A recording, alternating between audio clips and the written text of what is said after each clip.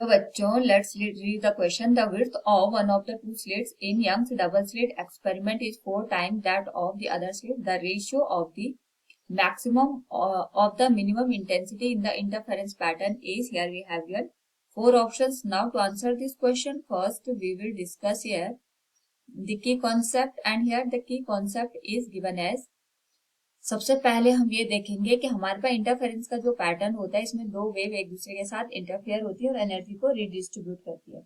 Question में यहाँ पे हमारे पास जो इंटेंसिटी होती है वो वन सोर्स की विड्थ के डायरेक्टली प्रोपोर्शन में होती है, तो हमें ये ध्यान रखना है।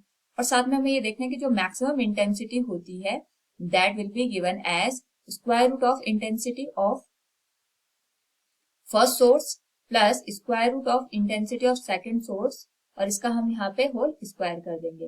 इसी तरीके से मिनिमम इंटेंसिटी की अगर हम बात करें, इट विल बी गिवन है square root of intensity of first source minus square root of intensity of second source, इसका whole square. This will give us maximum and minimum intensity.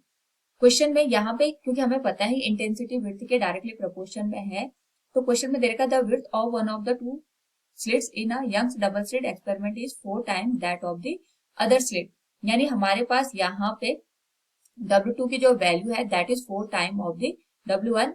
तो W2 और W1 का जो ratio है according to the question it will be given as 4:1। और intensity के term में यही चीज हम लिख सकते हैं, I2 by I1 will be given as 4 times of 4 divided by 1 के बराबर। नाउ क्वेश्चन में यहाँ पे हमें मैक्सिमम और मिनिमम इंटेंसिटी का रेशियो पूछा है, तो हम डायरेक्ट यहाँ पे I max by I minimum कर लेते हैं। I max will be given है square root of I1 plus square root of I2, इसका होल स्क्वायर आ जाएगा।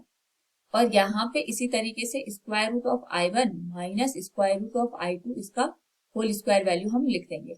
तो यहां से अगर हम सॉल्व करें तो हमारे पास जो वैल्यू बनेगी that will be given as, यहाँ पे I1 की जो वैल्यू है इसको हम लिख सकते हैं I2 बाई 4, या फिर हम I2 को I1 के टर्म में यहाँ पे रिप्लेस कर देंगे। तो क्वेश्चन के अकॉर्डिंग यहाँ पे हमारे पास जो वैल्यू बनेगी that will be given as, इसको हम I1 ही रहने देते हैं। I2 की वैल्यू आ जाएगी 4 टाइम्स ऑफ दी I1, इसका होल स्क्वायर आ जाएगा यहाँ पे। और इसी तरीके से हम इसको लिख सकते हैं, ये तो सेम रहेगा यहाँ पे, और वैल्यू आ जाएगी यहाँ पे स्क्वायर रूट ऑफ 4 I1 का होल स्क्वायर। नाउ यहाँ से अगर हम ऑब्जर्व करें तो स्क्वायर रूट ऑफ 4 है, उसको हम यहाँ पे 2 के बराबर लिख सकते हैं। तो 2 plus 1 this will be given है 3 इंटू I1 का होल स्क्वायर, और यहाँ पे सेम जो वैल्यू आएगी that will be given as 2 minus 1, तो माइनस I1 का होल स्क्वायर आ जाएगा।